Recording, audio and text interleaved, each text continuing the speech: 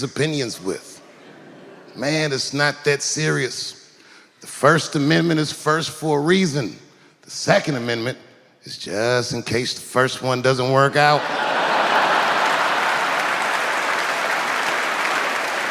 We gotta let some air out of the ball, man. The country's getting a little tight. It doesn't feel like it's ever felt in my lifetime. So tonight, I am honored that my colleagues are here in comedy and in music.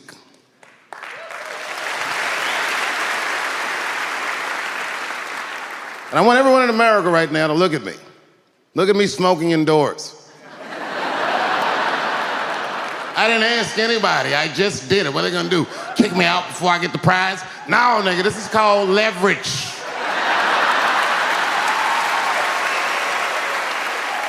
The thing that I liked best about tonight was that I saw so many people from different parts of my life, like friends that I grew up with here in DC, friends of mine from Ohio then and now, friends of mine from comedy clubs, all the musicians that blew my mind. You guys have no idea how you inspired me. I want to give a special shout out to my OG, Tony Woods. Miles Davis has a quote. It's one of my favorite. Miles Davis said so much cool shit, but one of the things he said I always loved, he said, it took me years to learn how to play like myself. You know, he would watch other musicians and he would try to play like Dizzy or Bird or all the guys who were great. Tony Woods was my Dizzy and Bird if I was a Miles. I was trying to play like you. You were the first person I ever saw do it absolutely right. You were fearless and you told the truth. There's something so true about this genre, when done correctly, that I will fight anybody that gets a true practitioner of this art form's way, because I know you're wrong. This is the truth, and you are obstructing it. I'm not talking about the content, I'm talking about the art form. Do you understand? Do we have an agreement? And what I really wanted to say tonight, and I'm glad I get the platform to do it, I'm gay. I am gay, and I can't wait to see what this does for my career, being gay like this. So many special shout outs. One of the main architects of the comeback of the century, my brother and my mentor, the mighty Stan Lathan. I never dreamed that I would be able to work with someone as great as you. These last 5 specials, straight fire. I wouldn't want to do another special with anybody else but you. So eat your mother vegetables and live as long as you can, because we doing a few more of these bitches. Neil Brennan, your speech made me cry, because it reminded me of all those hard days of work and all that money I never got for it. The other real special shout out I gotta make, because none of this would have been possible on any level without this person, is my mother. Mom. My mother.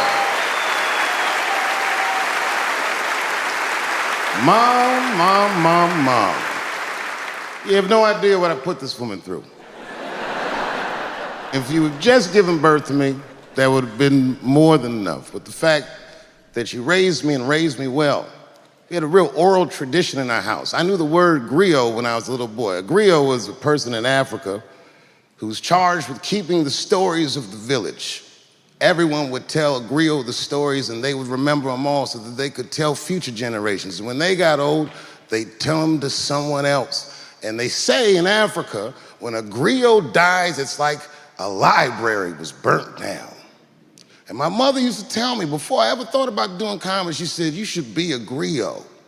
And she'd fill me with every story of black life. You know, she's educated in African-American studies, and she would let me understand the context that I was being raised in, that I'm being raised in a hostile environment that I have to tame. By the time I was 14 years old, I was in nightclubs, mastering an adult world. It was terrifying.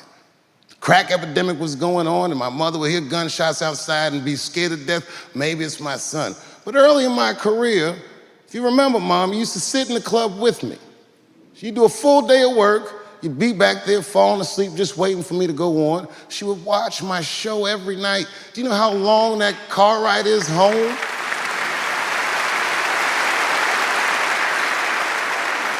How many of you have ever heard your mother say, jokes were a little too much tonight, son?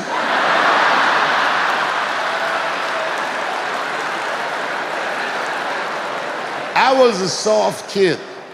I was sensitive, I'd cry easy, and I would be scared to fist fight. And my mother used to tell me this thing, I don't even know if you remember, but you said this to me more than once. You said, son, sometimes you have to be a lion so you can be the lamb you really are. I talk this like a lion. I'm not afraid of any of you when it comes word to word. I will gab with the best of them just so I can chill and be me. And that's why I love my art form, because I understand every practitioner of it. Whether I agree with them or not, I know where they're coming from. They want to be heard. They got something to say. There's something they notice. They just want to be understood. Love this genre. It saved my life. So tonight, Mom, I would like to honor you in a very special way that I cannot do on my own.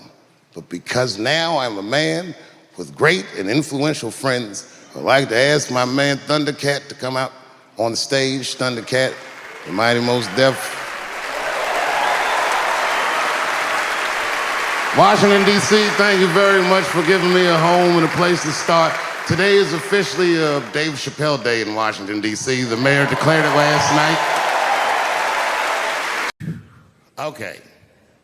Before I did Killing Them Softly, when I was 22, HBO gave me the biggest opportunity of my life at that time. They gave me a half-hour special, but this shit was not like a special, you know what I mean? It was like, it was generic. It didn't even have a title. It was just Dave Chappelle. And I shot it in San Francisco at a place called Broadway Studios, which is on the second floor of a building. And beneath Broadway Studios is a nightclub. And the special was only supposed to be 30 minutes. And I got ready, I practiced, I did all the shit I was supposed to do.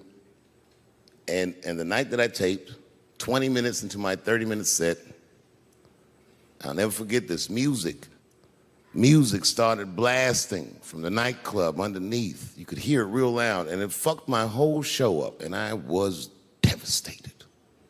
I was a young man.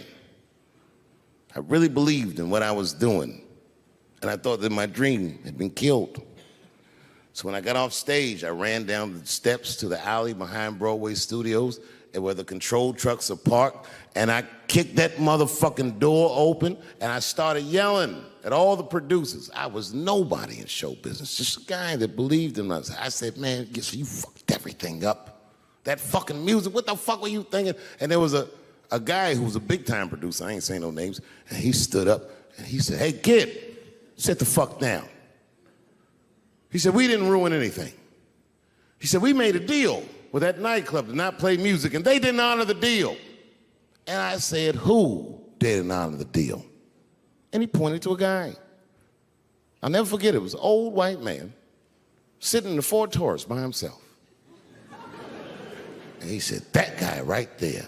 And I didn't waste no time or ask no questions. I went to that Ford Taurus, and I beat on that window, and I said, open the door, motherfucker, I want to talk to you. And that old man looked at me for 1 second and wisely drove the fuck off. And left me in the alley cussing at anybody who would listen.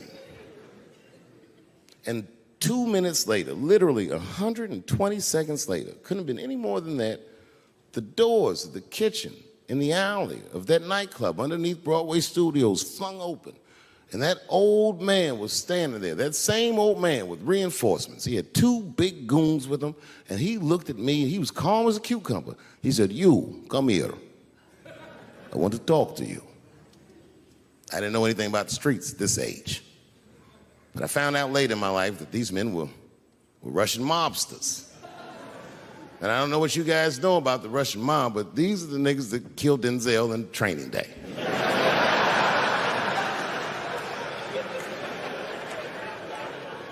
And all the producers knew what I was up against. They said, Dave, do not go in there. And I said, fuck y'all. And I walked right into that kitchen, and they closed the doors behind me, and it got dark as fuck in there. And I knew I'm not dumb. I knew I was in a bad situation.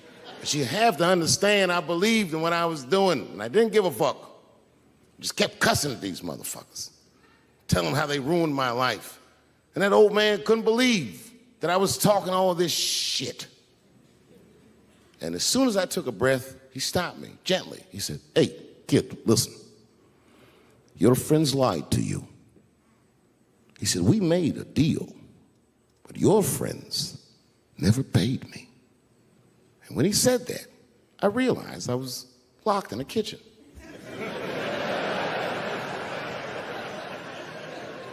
I realized he was telling the truth, which would make me wrong. And the very moment that I realized I was wrong, for the first time, I was afraid. You see, it's a funny thing if you believe you're absolutely right. You can get drunk off the feeling of how right you are. That's why gay people are so mean.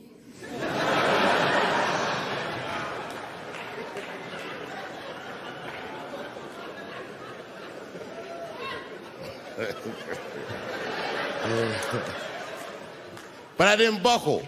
You guys would have been very proud of me. I was scared, but I didn't buckle. I said, "Well then, sir, I owe you an apology." But I believe that no matter what reason that music was playing, it ruined my life. And that old man looked at me with sympathy in his eyes. And he walked over to me and he gently placed his hand on my cheek, which I gotta tell you, is a very emasculating thing to do. I was standing there looking at this nigga's hand on my cheek like that.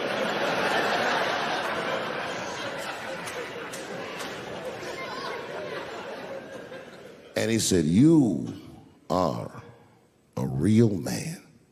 And he tapped me on my cheek. Real soft. Just like that. The doors opened back up. The light from the alley flooded into the kitchen. And I just walked out alive. I lived to fight another day. And in that moment, I learned one of the most valuable lessons of my life, and I have to share it with you. And that lesson is this: in your life, in any given moment, the strongest dream in that moment wins that moment. I am a very powerful dreamer. Yeah, I'm not lying.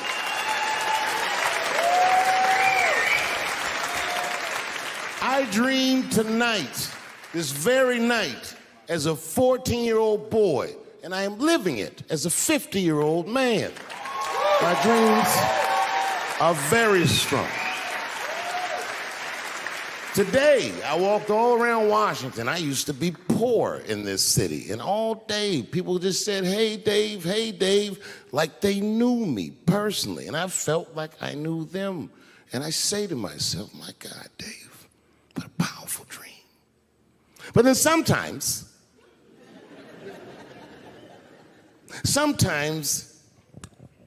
I feel regular. Just feel like myself. Maybe I'll smoke some weed and be in some nightclub and feel shy. But I'll look across the nightclub and I'll see some guy that no one's ever heard of. But this nigga worked all week and got bottle service. And his bitches bringing Moet with sparklers to him. And I picture in my mind he's Persian. He's doing some kind of weird Persian dance. And he got 6 bitches at his table because he got so much liquor, and they all call him saying, "Go Cena, go Cena." And I'll be looking across the room like, oh my God, I'm in that guy's dream. I can hear him telling his friends, "Hey, how was the club last night?" "Man, that shit was fantastic. I had bottle service. I seen Dave Chappelle across the club looking at me like, ooh, who was that?" And that's the trick to life. You have to be wise enough to know when you were living in your dream. And you have to be humble enough to accept when you're in someone else's. It's why I don't judge between Will Smith and Chris Rock. Because you guys look at them as big ideas, but I look at them as fellow dreamers. I can't judge between them because I see myself in both of them. I am Will Smith. I am the man that cannot take it anymore and will slap the shit out of the next person that says a crossword to me or somebody that I love. And I am Chris Rock. I am the man that can get slapped in front of the whole world and keep my composure so I don't fuck anything up. That is what men do. Men make boundaries. Men enforce boundaries. And men test boundaries. And no man tests more boundaries than a trans man.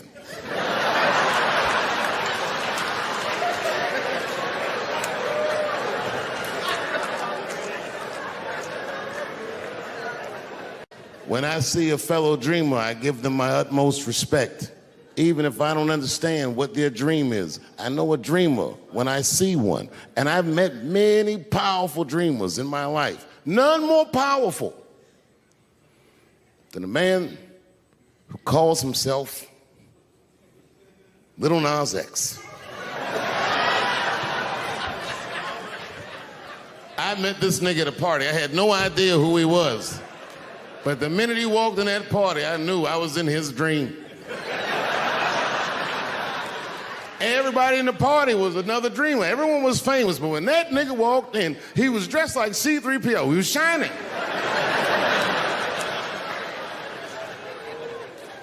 And everyone was like, oh my God, there he is. That's Lil Nas X. I didn't know who he was. And for some reason, out of all them dreamers, he walked right up to me. And he said, I tried to get you in my video. I didn't know what the fuck he was talking about. I said, what? I said, what? What video? And he just looked at me like, you know what video, and walked away. And I watched him walk away. I said, man, this nigga's having a very powerful dream.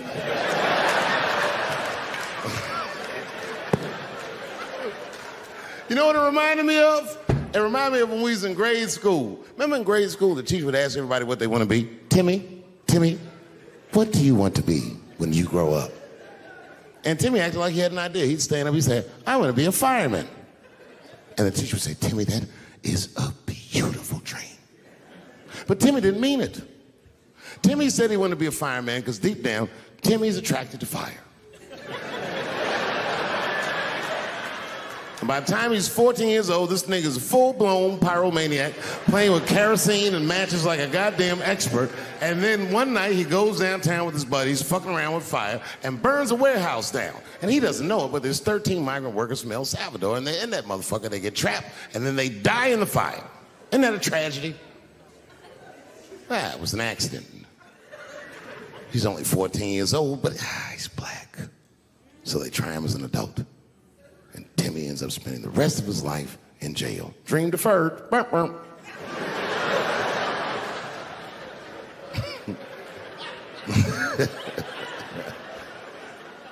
What about you, Billy? Billy, what do you want to be when you grow up? And Billy stands up and he says, I want to be president of the United States. And the teacher says, oh my God, Billy, that is a wonderful dream. And Billy means that shit. Billy does everything right. That motherfucker gets his grades up. He joins student government. He even does extracurricular activities like show choir just to make his resume look good. He's on track to be president, but junior year he wipes. When he's 16, he gets his girlfriend pregnant and has to drop out of high school to make ends meet. But lucky for him, the local Walmart's hiring. By the time he's 20 years old, this motherfucker makes assistant manager at Walmart. He's the youngest one in the district. He says, oh my God, if I can keep this up for 4 more years, I could be a manager. And if I can keep this up for 6 more years after that, I could even be a regional manager and have as many as 3 Walmarts under my control. And he's a big picture guy. He sees where this path is going, so he kills himself.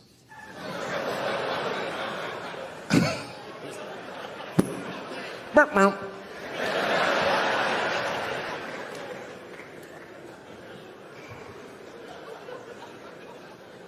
Well, what about you? What do you want to be when you grow up? I don't want to say, because I don't want the other kids to laugh at me. Who cares if they laugh? Your dream is yours. Own your dream so they can come true. Say it loud and proud. What do you want to be when you grow up? Little Nas X. And that nigga stood up in front of the whole class. I want to be the gayest nigga that ever lived. I want to do a music video and slide down a stripper pole all the way to the depths of hell and suck the devil's dick at 10 o'clock on BET while all the kids are awake and can see me. Shockingly, that was the only dream that worked out.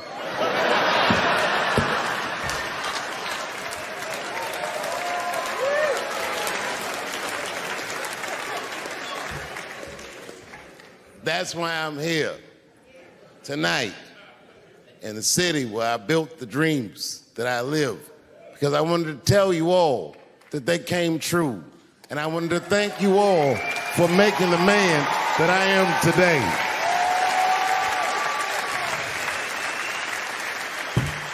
Yes, I am living a very powerful dream. Every time I come to this city and I stand in front of you, I realize that, my God, man, this is not my dream at all. It's yours. And I am honored to be in it. Thank you very much, Washington, D.C. I'll see you next time. When I see a fellow dreamer, I give them my utmost respect. Even if I don't understand what their dream is, I know a dreamer when I see one. And I've met many powerful dreamers in my life. None more powerful than a man who calls himself Little Nas X. I met this nigga at a party. I had no idea who he was. But the minute he walked in that party, I knew I was in his dream. Everybody in the party was another dreamer. Everyone was famous, but when that nigga walked in, he was dressed like C-3PO. He was shining.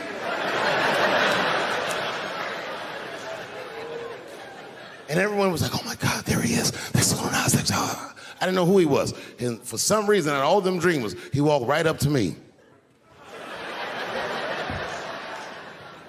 And he said, I tried to get you in my video. I didn't know what the fuck he was talking about. I said, what? I said, what? What video?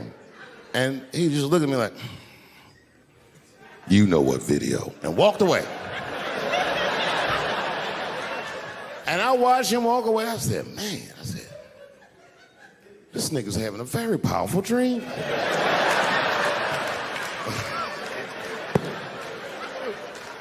You know what it reminded me of? It reminded me of when we was in grade school. Remember in grade school, the teacher would ask everybody what they want to be? Timmy, what do you want to be when you grow up? And Timmy acted like he had an idea. He'd stand up, he'd say, I want to be a fireman. And the teacher would say, Timmy, that is a beautiful dream. But Timmy didn't mean it. Timmy said he wanted to be a fireman because deep down, Timmy's attracted to fire. And by the time he's 14 years old, this nigga's a full-blown pyromaniac, playing with kerosene and matches like a goddamn expert. And then one night he goes downtown with his buddies, fucking around with fire, and burns a warehouse down. And he doesn't know it, but there's 13 migrant workers from El Salvador, and they, in that motherfucker, they get trapped, and then they die in the fire. Isn't that a tragedy? It was an accident. He's only 14 years old, but he's black. So they try him as an adult. And Timmy ends up spending the rest of his life in jail. Dream deferred. Burp, burp.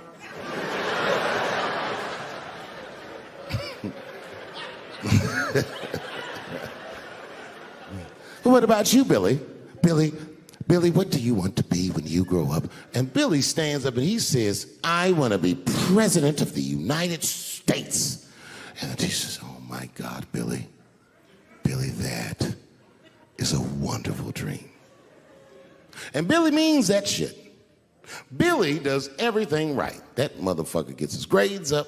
He joins student government. He even does extracurricular activities like show choir just to make his resume look good. He's on track to be president, but junior year he wipes. When he's 16, he gets his girlfriend pregnant and has to drop out of high school to make ends meet. But lucky for him, the local Walmart's hiring. By the time he's 20 years old, this motherfucker makes assistant manager at Walmart. He's the youngest one in the district. He says, oh my God, if I can keep this up for 4 more years, I could be a manager. And if I can keep this up for 6 more years after that, I could even be a regional manager and have as many as 3 Walmarts under my control. And he's a big picture guy. He sees where this path is going, so he kills himself.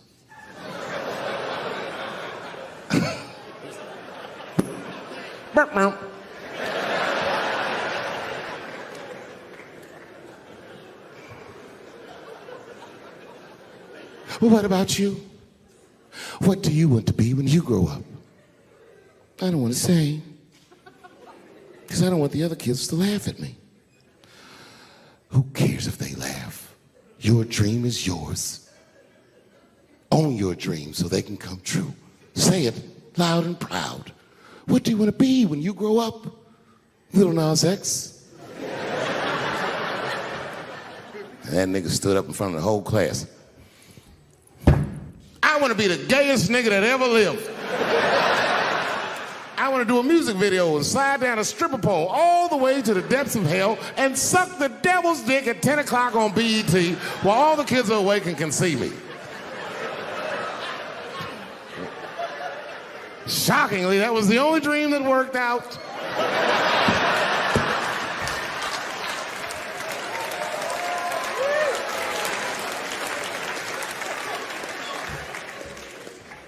That's why I'm here tonight in the city where I built the dreams that I live. Because I wanted to tell you all that they came true. And I wanted to thank you all for making the man that I am today.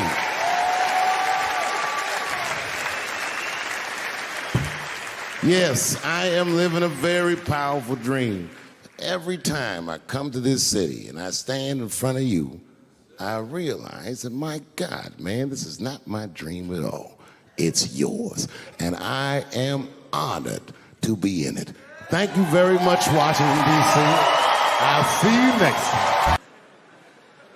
Anthony Bourdain had the greatest job the show business ever produced. This nigga flew around the world and ate delicious meals with outstanding people. That man, with that job, hung himself in a luxury suite in France. They say 2000 party over, oops, out of time. So tonight I'm gonna party like it's 1999. I knew a nigga in high school that was an urban genius. This motherfucker's grades were so good, he got all the way from the hood to an Ivy League school with a full scholarship. From there, the motherfucker got himself into one of the best law schools in the country. And when he was in law school, he met a woman, and they fell in love. And they were gonna get married. I remember him telling me about it. He was home for Christmas, and I told him, I said, my man, save that bitch for later in your life.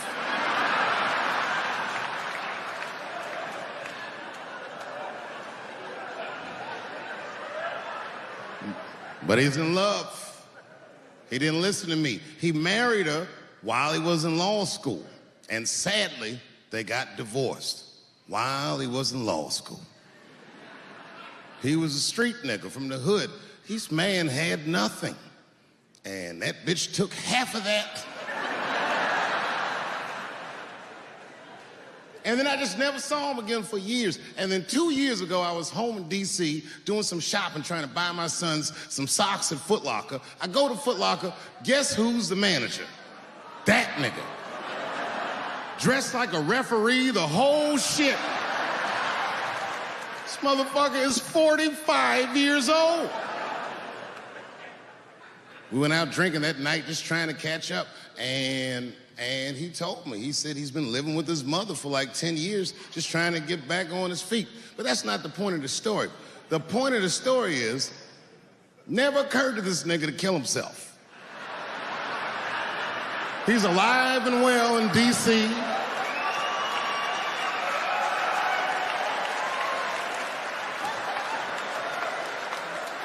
I even suggested to him that he should try it out. Like, I don't know, nigga, you might,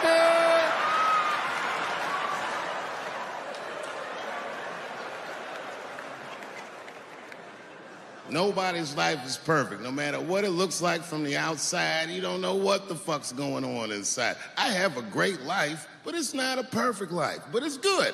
My shit's like an above-ground pool. You ever seen one of them? Yeah, it's a pool.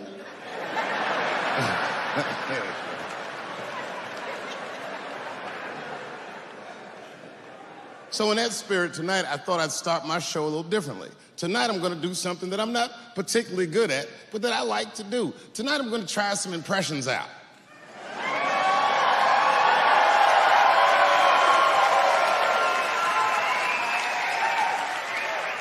I only got 2. All right, the first impression's kind of dumb, but I like it. This is my impression. You ready? This is my impression of the founding fathers of America when the Constitution was being written. You ready? Here it goes. Hurry up and finish that Constitution, nigger. I'm trying to get some sleep.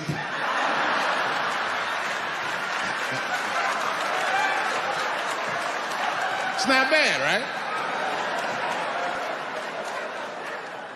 All right, the next one.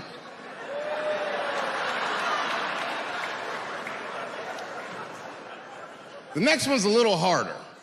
I want to see if you can guess who it is I'm doing an impression of. All right, let me get into character. You gotta guess who it is, though. Okay, here it goes. Hey, if you do anything wrong in your life, and I find out about it, I'm gonna try to take everything away from you. And I don't care when I find out. Could be today, tomorrow, 15, 20 years from now. If I find out, you're fucking finished. Who's that? That's you. That's what the audience sounds like to me. That's why I don't be coming out doing comedy all the time, because y'all niggas is the worst motherfuckers I've ever tried to entertain in my fucking life. Oh. Goddamn sick of it. This is the worst time ever to be a celebrity. You're gonna be finished. Everyone's doomed. Michael Jackson has been dead for 10 years, and this nigga has 2 new cases.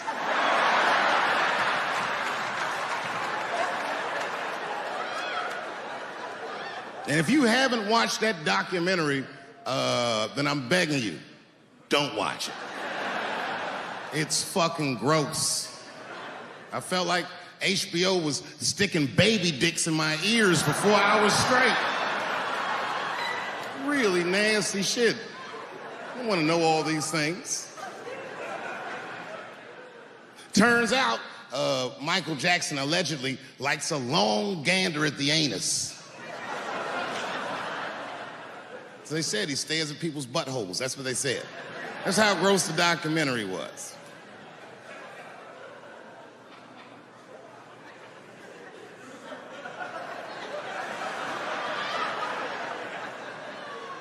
I'm gonna say something that I'm not allowed to say. But I gotta be real. I don't believe these motherfuckers. I do not believe it. But let me qualify the statement. I am what's known on the streets as a victim blamer. You know what I mean? If somebody come up to me like, Dave, Chris Brown just beat up Rihanna. I'll be like, well, what did she do?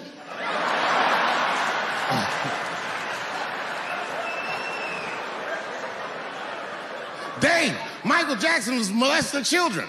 Well, what were those kids wearing at the time?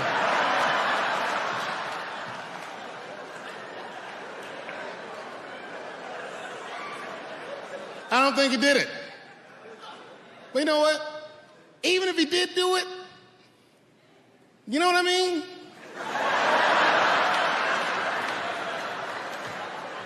You know what I mean?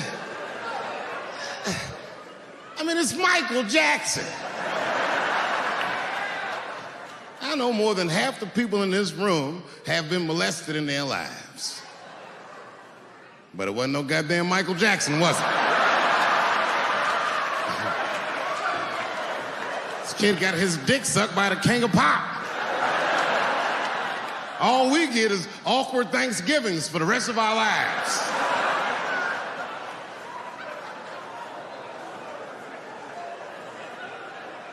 You know how good it must have felt to go to school the next day after that shit? Hey, Billy, how was the weekend? How was my weekend? Michael Jackson sucked my dick. And that was my first sexual experience. If I'm starting here, then sky's the limit.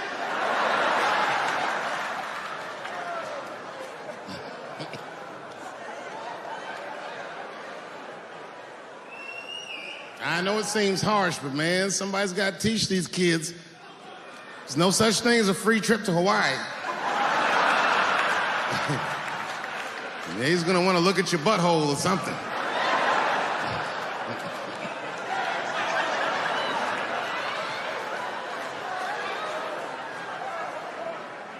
You know why I don't believe it? You know why I don't believe it? Because if Michael Jackson's out here doing all this molesting, then why not Macaulay Culkin? Macaulay Culkin said in an interview that Michael Jackson never did anything inappropriate with him or even around him. Think about that shit. You know, I'm not a pedophile. But if I was, Macaulay Culkin's the first kid I'm fucking, I'll tell you that right now.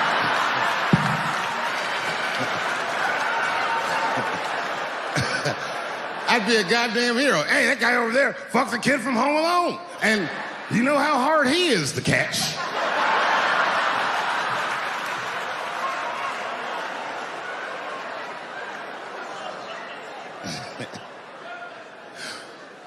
My mind's telling me no.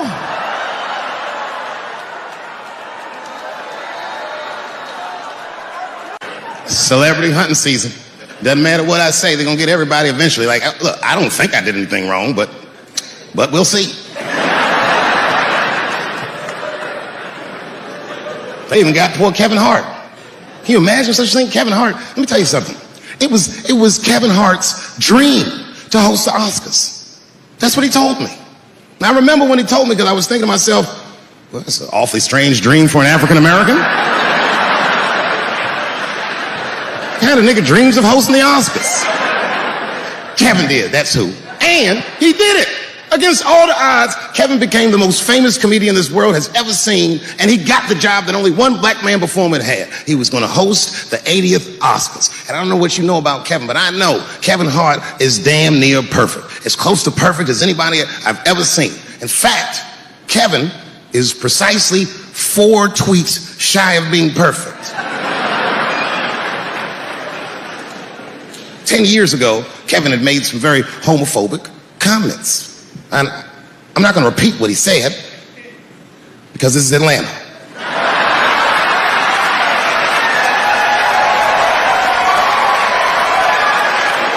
You know what I mean. I'm sure there's a lot of gay men here tonight with their wives.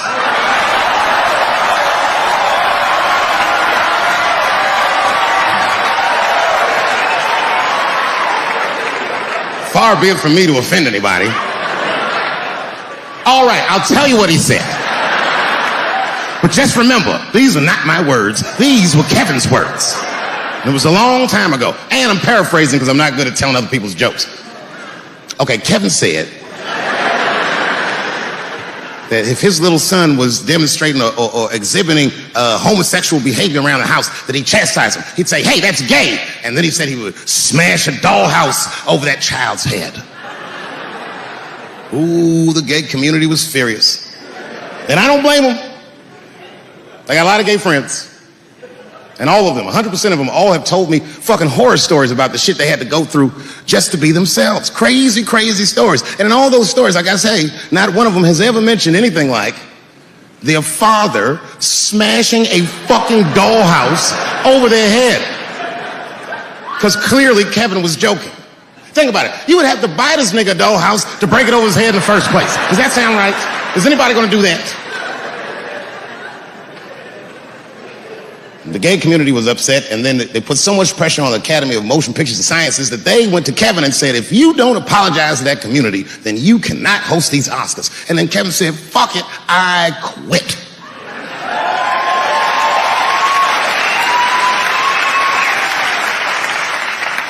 And then he went on every talk show in America and apologized for 6 weeks.